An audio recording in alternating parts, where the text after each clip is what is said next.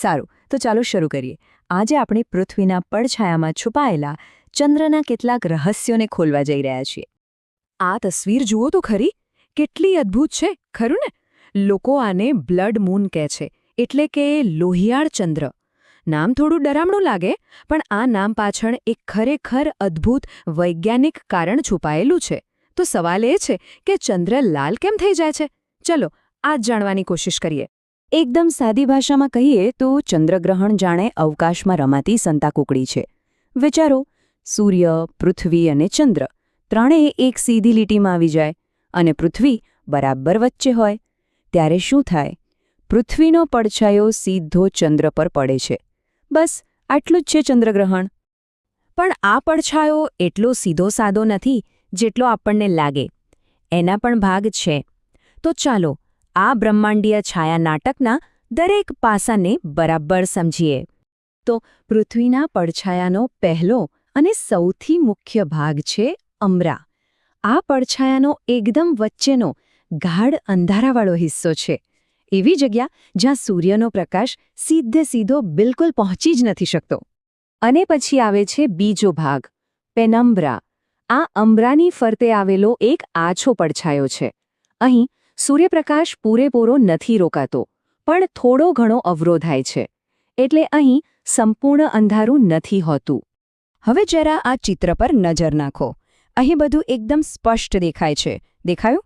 કેવી રીતે પૃથ્વીનો પડછાયો બે ભાગમાં વહેંચાયેલો છે.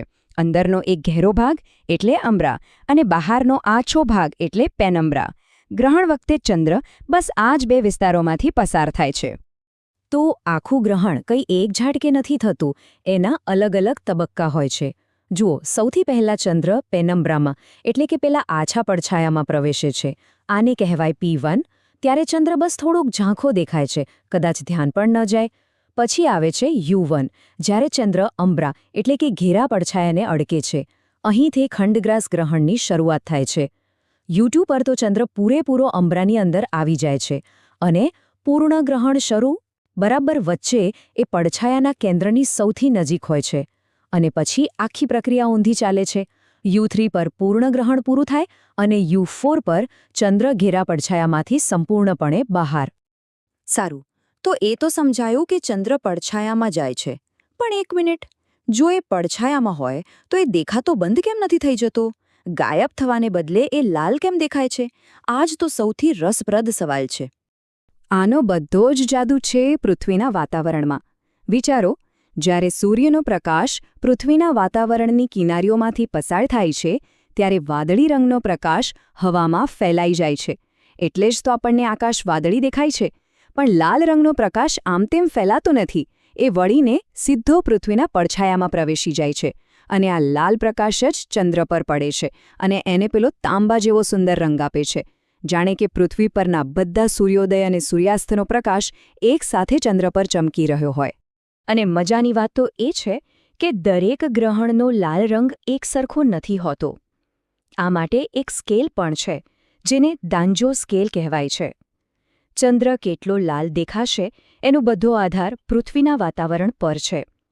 જો આપણા વાતાવરણમાં ખૂબ ધૂળ કે જ્વાળામુખીની રાખ હોય તો ચંદ્ર સુધી બહુ ઓછો પ્રકાશ પહોંચે છે અને ગ્રહણ એકદમ ઘેરું દેખાય છે, જાણે ચંદ્ર ગાયબ જ થઈ ગયો હોય. એને સ્કેલ પર 0 નંબર મળે. પણ જો વાતાવરણ એકદમ ચોખ્ખું હોય તો આપણને પેલો તેજસ્વી તાંબા જેવો લાલ ચંદ્ર જોવા મળે, જેને 4 નંબર મળે છે. આજની જેમ વિજ્ઞાન બધું સમજાવતું ન હતું, એ જ જમાનાની કલ્પના કરો.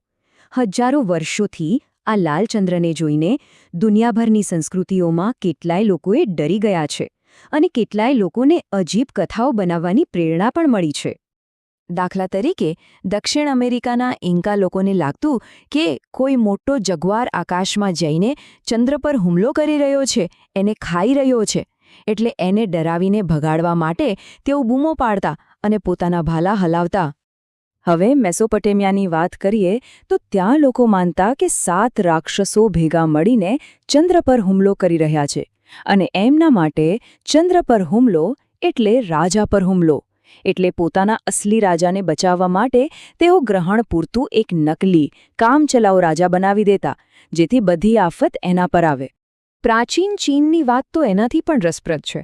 ત્યાં લોકો માનતા કે એક મોટો ડ્રેગન ચંદ્રને ગળી રહ્યો છે.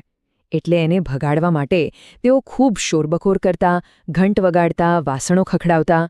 અને તમને જાણીને નવાઈ લાગશે, પણ 19મી સદીમાં તો ચીનની નૌકાદળે આ ડ્રેગનને ડરાવવા માટે આકાશમાં તોપો પણ ફોડી હતી.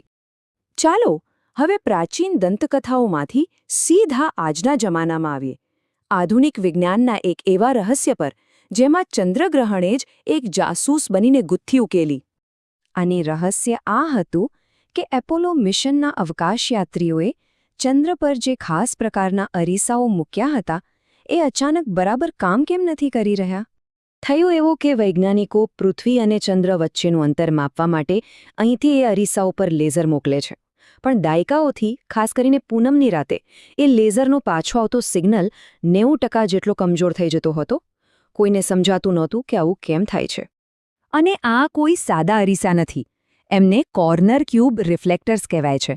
એમની ખાસિયત એ છે કે પ્રકાશ ગમે તે ખૂણેથી આવે એ એને બરાબર પાછો એ જ દિશામાં મોકલે છે.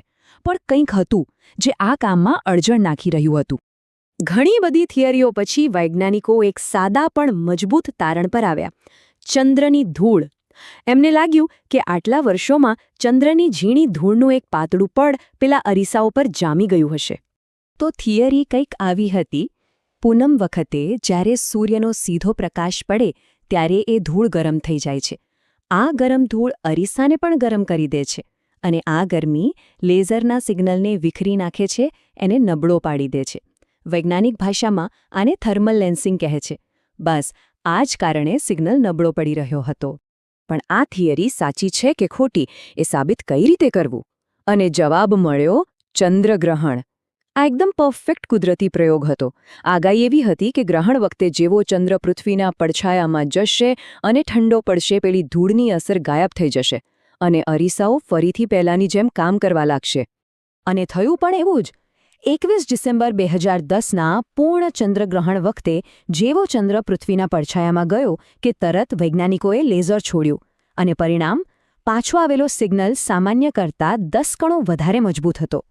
બસ રહસ્ય ઉકેલાઈ ગયું. ધૂળવાળી થિયરી એકદમ સાચી સાબિત થઈ. તો આના પરથી શું સમજાય છે? એક એવી ઘટના જે પ્રાચીન સમયમાં લોકોને ડરાવતી હતી, એ જ ઘટનાએ આજે આપણને ચંદ્ર પરનું 50 વર્ષ જૂનું રહસ્ય ઉકેલવામાં મદદ કરી. આ બતાવે છે કે ક્યારેક બ્રહ્માંડના પડછાયામાં પણ કેટલાય જવાબો છુપાયેલા હોય છે. અને આ વાત આપણને વિચારવા પર મજબૂર કરે છે કે આ અંધારામાં હજી બીજું શું શું છુપાયેલું હશે?